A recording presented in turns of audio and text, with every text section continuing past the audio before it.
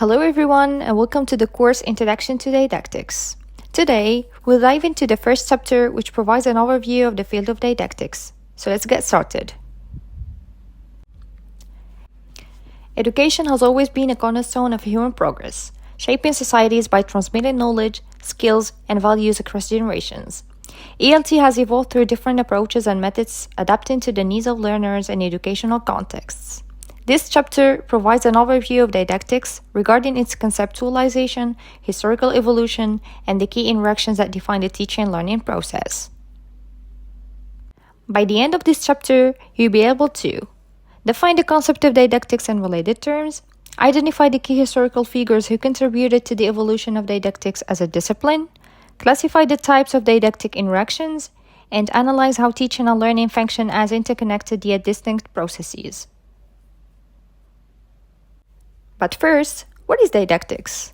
The word didactics is derived from the Greek words didaskai, meaning to teach, paired with techne, denoting art. Together, they reflect the art of teaching. It represents a systematic approach to teaching, focusing on the methods, principles, and rules that govern the teaching and learning processes. And like pedagogy, which includes broader educational theories, didactics addresses specifically how knowledge is structured, transmitted, and acquired in educational settings. Teaching and learning have always played a crucial role in ensuring the continuity of civilization. Since ancient times, education has been essential for the transmission of knowledge across generations.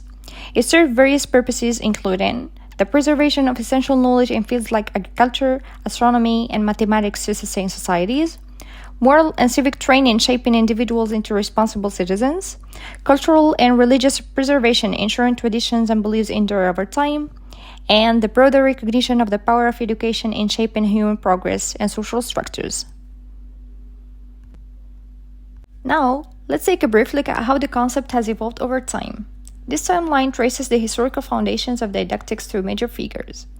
The first accounts of teaching can be traced back to Socrates, who is widely recognized as the first great teacher. He taught through questioning, a teaching method known as Socratic questioning.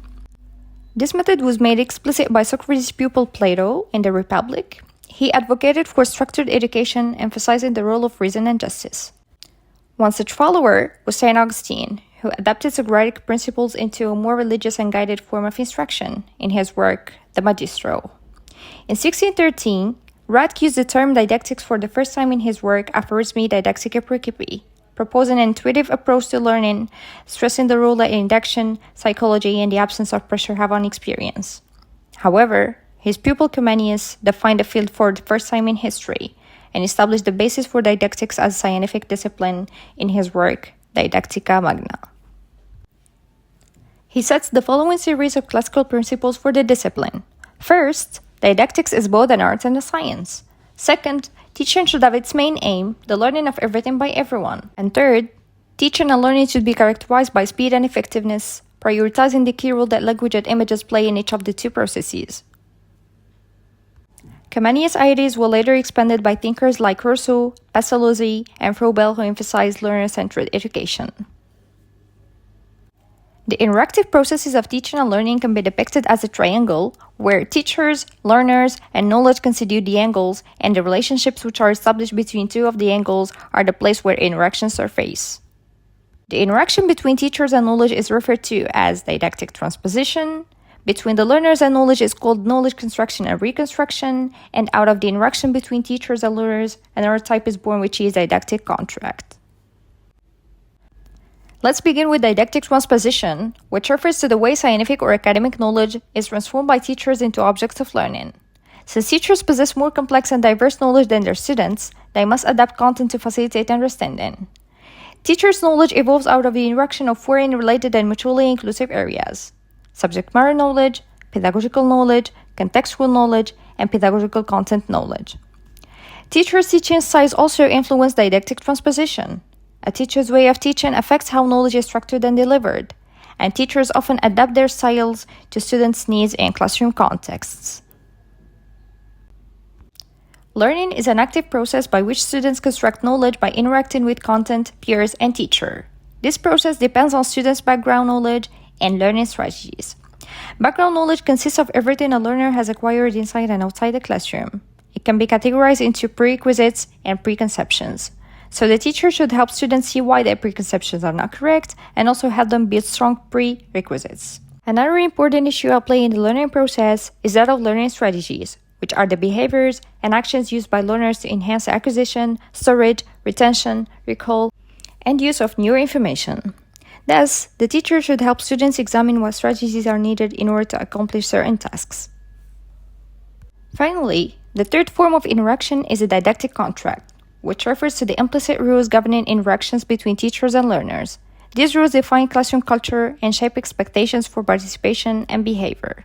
This contract is related to discipline in the classroom and also teacher-student rapport. In this regard, teachers should be aware of this dynamic and establish a healthy atmosphere in the classroom that encourages engagement. In fact, a well-managed didactic contract can improve student motivation and reduce misunderstandings, leading to a more effective learning environment. Before we wrap up, let's take a moment to reflect on how teaching and learning truly go hand in hand, as beautifully expressed in this quote. Whoever teaches, learns in the act of teaching, and whoever learns, teaches in the act of learning. This quote reminds us that teaching and learning are deeply connected, and they are reciprocal acts, each enriching and shaping the other. To conclude, the study of didactics provides a deeper understanding of how teaching and learning function as interconnected yet distinct processes.